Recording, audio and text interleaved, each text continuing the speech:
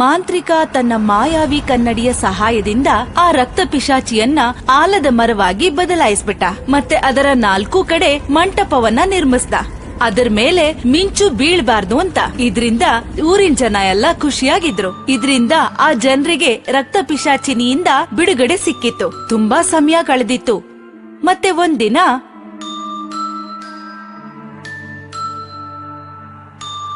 ಕಬಾಲಿ, ನಾನು ಶೂದ್ರ ದೇವತೆಗಳ ಪೂಜೆಗಾಗಿ ಬೇತಾಳ ಪರ್ವತಕ್ಕೆ ಹೋಗ್ತಾ ಇದ್ದೀನಿ. ನಾನು ಮತ್ತೆ ಹಿಂದಿರುಗಿ ಬರೋದಕ್ಕೆ ಕೆಲವು ತಿಂಗಳಾಗಬಹುದು. ಯಾರಾದ್ರೂ ತೊಂದ್ರೆಲಿರೋರು ನಮ್ಮ ಹತ್ರ ಸಹಾಯ ಕೇಳಕ್ ಬಂದ್ರೆ ನಾನ್ ನಿನಗೆ ಕಲ್ಸಿರೋ ವಿದ್ಯೆ ಪ್ರಕಾರ ನೀನ್ ಅವರಿಗೆ ಸಹಾಯ ಮಾಡ್ಬೇಕು.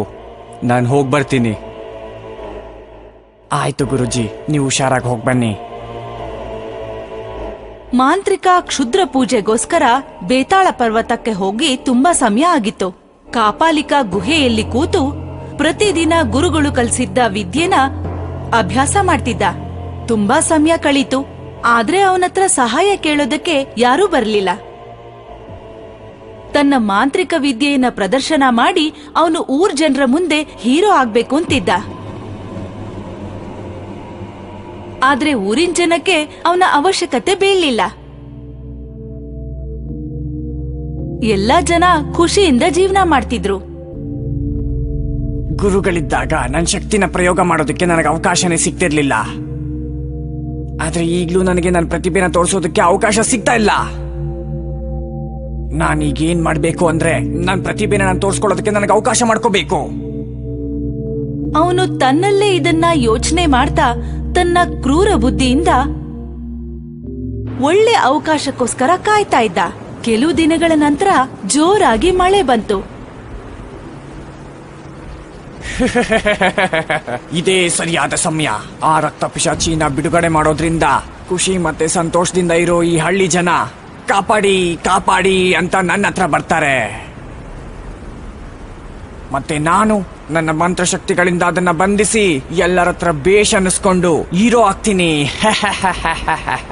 ತನ್ನ ಮಂತ್ರದಿಂದ ಉಚ್ಚಾರಣೆ ಮಾಡಿ ಆಕಾಶದ ಕಡೆ ನೋಡ್ತಾ ಕಾ ಜಿ ಕಾ ಕಾ ಹೂ ಯಾ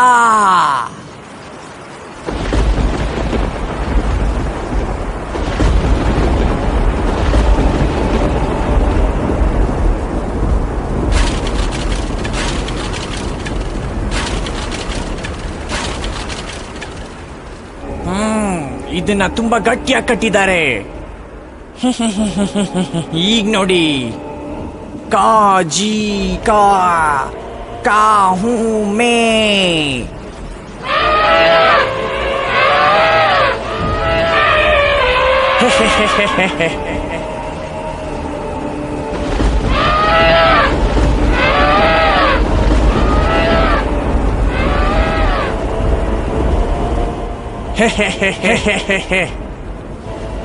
का जी का मैं हूँ का. ಹೀಗೆ ಹೇಳ್ತಿದ್ದ ಹಾಗೆ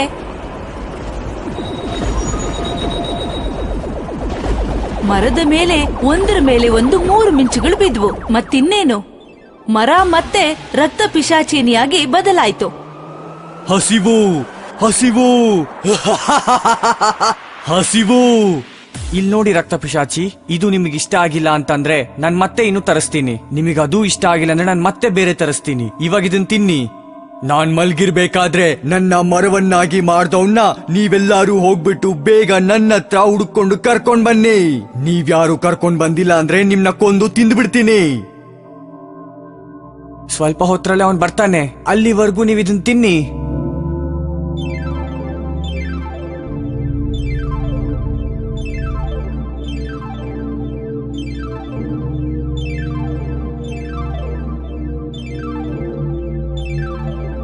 ಹೊಟ್ಟೆ ತುಂಬಾ ತಿಂದ ಮೇಲೆ, ಓ ಹಾವುಗಳ ರಾಜ, ಎಲ್ಲೇ ಇದ್ರು ಬೇಗ ನನ್ನ ಕಣ್ಣೆದುರುಗಡೆ ಬಾ. ಪ್ರಣಾಮ ಮಹಾರಾಜ, ಹೇಳಿ ನಾನು ಏನ್ ಮಾಡ್ಬೇಕು? ನನಗ್ ಮೋಸ ಮಾಡಿದ ಕಪ್ಪೆ ನಿನಗೆಲ್ಲಾದ್ರೂ ಸಿಕ್ತಾ? ಈ ಭೂಮಿ ಮೇಲೆ ಎಷ್ಟು ಕಪ್ಪೆಗಳಿದಾವೋ ಅವುಗಳ ಹತ್ರ ನಾನು ಕೇಳಿದ್ದೀನಿ ರುಚಿಕರವಾದ ರಕ್ತ ಯಾವ ಪ್ರಾಣಿದು ಅಂತ. ಅವುಗಳು ಚಿಟ್ಟೆ, ಸೊಳ್ಳೆ, ನೊಣ, ಜೇನು ಅಂತ ಹೇಳಿದವು. ಆದ್ರೆ ಯಾವ ಕಪ್ಪೆನೂ ಮೀನ್ ಹೆಸರನ್ನ ಹೇಳಲೇ ಇಲ್ಲ. ಹಾಗಾದ್ರೆ ನನಗ್ ಸುಳ್ಳು ಹೇಳ್ತಲ್ಲ, ಆ ಕಪ್ಪೆ ಇವಾಗ ಎಲ್ಲಿದೆ? ಇದನ್ನ ಯೋಚನೆ ಮಾಡ್ತಾ ಅವನು ತನ್ನ ದಿವ್ಯ ದೃಷ್ಟಿಯಿಂದ ನೋಡ್ತಾನೆ. ಕಳ್ಳ ಸಿಕ್ಬಿಟ. ಇವನೇ ಅವತ್ತಿನ ದಿನ ಆ ಕಪ್ಪೆ ಜೊತೆ ಏನೋ ಮಾತಾಡಿದ್ದು. ನಾನಿವತ್ತು ನಿನ್ನ ಕೊಂದು ತಿಂತೀನಿ.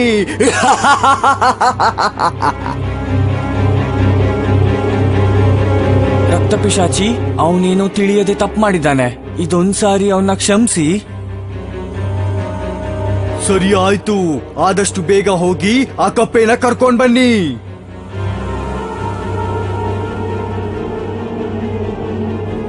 ಕಪ್ಪೆ ಕಪ್ಪೆ ಹೊರಗಡೆ ಬಾ ಬೇಗ. ಮನುಷ್ಯ ಇಲ್ಲ ಇಲ್ಲ. ಮೀನು ಇಲ್ಲ ಇಲ್ಲ. ನನಗ್ ಗೊತ್ತಿಲ್ಲ ಇಲ್ಲ ಇಲ್ಲ. ಸೊಳ್ಳೆ ಇಲ್ಲ ಇಲ್ಲ. ಇಲ್ಲ ಇಲ್ಲ. ಹಾವು ಹಾವು ಹಾವು ಹಾವು ಹಾವು ಹಾವು. ನಿನ್ನ ಹತ್ರ ಬುದ್ಧಿಶಕ್ತಿ ಅಂತೂ ತುಂಬಾ ಕಡಿಮೆನೇ ಇದೆ. ಆ ಪಿಶಾಚಿಗೆ ನಮ್ ಬಗ್ಗೆ ಎಲ್ಲ ಗೊತ್ತಾಗೋಗಿದೆ. ಬಾ ಹೋಗೋಣ. ಹಾವು ಹಾವು ಹಾವು. ಅಷ್ಟ್ರಲ್ಲಿ ರಂಗ ಕಪಾಲಿಯನ್ನ ತನ್ನ ಜೊತೆ ಕರ್ಕೊಂಡು ಹೋದ.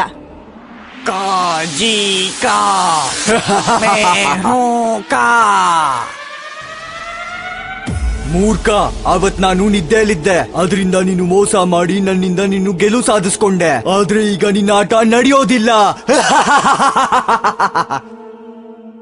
ಅಯ್ಯೋ ದೇವ್ರೆ, ಇದ್ರ ಶಕ್ತಿ ಮುಂದೆ ನನ್ನ ಮಂತ್ರ ತಂತ್ರಗಳು ಯಾವ್ದು ನಡೀತಾನೆ ಇಲ್ಲ. ಇದನ್ನ ಶಾಪದಿಂದ ಮುಕ್ತಿಗೊಳಿಸಿ ನಾನು ತುಂಬಾನೇ ದೊಡ್ಡ ತಪ್ಪು ಮಾಡ್ಬಿಟ್ಟೆ. ಓ ಹೌದಾ? ಮಂಟಪನ ಬೀಳಿಸಿ ಈ ಜಾಗದಲ್ಲಿ ನಿದ್ದೆ ಮಾಡ್ತಿದ್ದ ರಕ್ತ ಪಿಶಾಚಿನ ಎಬ್ಬರಿಸಿದ್ದು ನೀನಾ? ಅರೆ ದುಷ್ಟ, ಏನಾದ್ರೂ ಮಾಡಿ ಮತ್ತೆ ಅದನ್ನ ಮರುವಾಗಿ ಮಾಡ್ಬಿಡು. ನನ್ನಿಂದ ಅದು ಸಾಧ್ಯ ಇಲ್ಲ. ನನ್ನ ಮಂತ್ರ ತಂತ್ರಲ್ಲೇ ಅದು ಕೆಲಸ ಮಾಡ್ತಿಲ್ಲ. ಗುರುಜಿ ಬೇತಾಳ ಪರ್ವತಕ್ಕೆ ಹೋಗಿದ್ದಾರೆ. ಅವರೇ ಇದಕ್ಕೆ ಪರಿಹಾರ ಕೊಡ್ಬೇಕು. ಏನ್ ಮಾತಾಡ್ತಾ ಇದ್ದೀರಾ ನೀವಿಬ್ರು? ಏನ್ ಮಾತಾಡ್ತಾ ಇದ್ದೀರಾ? ಹೇಳು ಕಪ್ಪೆ, ಅವತ್ ನೀನು ಏನ್ ಹೇಳ್ಬೇಕು ಅನ್ಕೊಂಡಿದ್ದೆ ಹೇಳು. ಹಾವು ಹಾವು. ಹಾವಿನ ರಕ್ತ ಎಲ್ಲದಕ್ಕಿಂತ ರುಚಿಯಾಗಿದ್ಯಾ?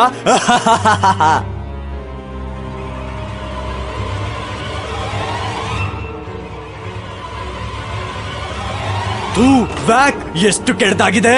ಸೊಳ್ಳೆಗೆ ಹಾವಿನ ರಕ್ತ ಹೇಗಿಷ್ಟ ಆಯ್ತು? ವ್ಯಾಕ್, ಸೊಳ್ಳೆ ರಾಜ ಅವತ್ತಿನ ದಿನ ನಿನಗೇನ್ ಹೇಳ್ತು ಹೇಳು.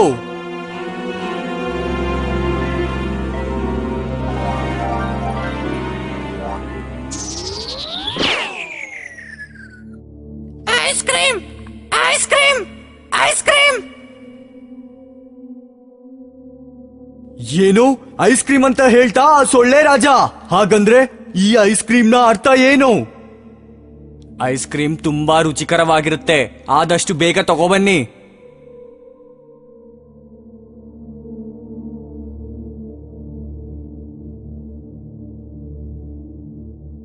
ಹಾ, ಈ ಐಸ್ ಕ್ರೀಮ್ ಅಂತೂ ತುಂಬಾ ರುಚಿಕರವಾಗಿದೆ.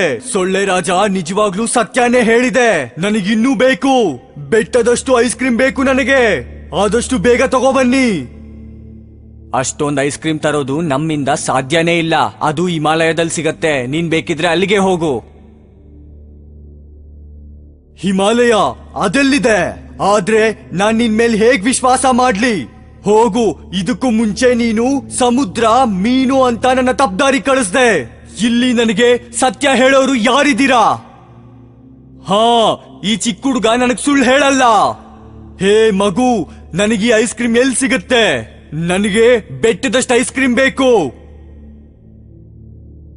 ಬೆಟ್ಟದಷ್ಟು ಐಸ್ ಕ್ರೀಮ್ ಸಿಗೋ ಜಾಗಕ್ಕೆ ನಾವು ಹೋಗಕ್ಕಾಗಲ್ಲ ಅಂತ ಅಮ್ಮ ಹೇಳಿದಾಳೆ. ನೀನ್ ಹೋಗಕ್ಕಾಗಲ್ಲ, ಆದ್ರೆ ಆ ಜಾಗಕ್ ನಾನ್ ಹೋಗ್ಬೋದು. ಹೇಳು, ಎಲ್ಲಿದೆ ಆ ಜಾಗ? ಅಲ್ಲಿ ನೋಡು, ಆ ಚಂದ್ರನೇ ದೊಡ್ಡ ಐಸ್ ಕ್ರೀಮ್. ತುಂಬಾ ತಣ್ಣಗೆ, ತುಂಬಾ ಸಿಹಿಯಾಗಿರುತ್ತೆ. ನನ್ನಮ್ಮ ಹೇಳಿದಾಳೆ.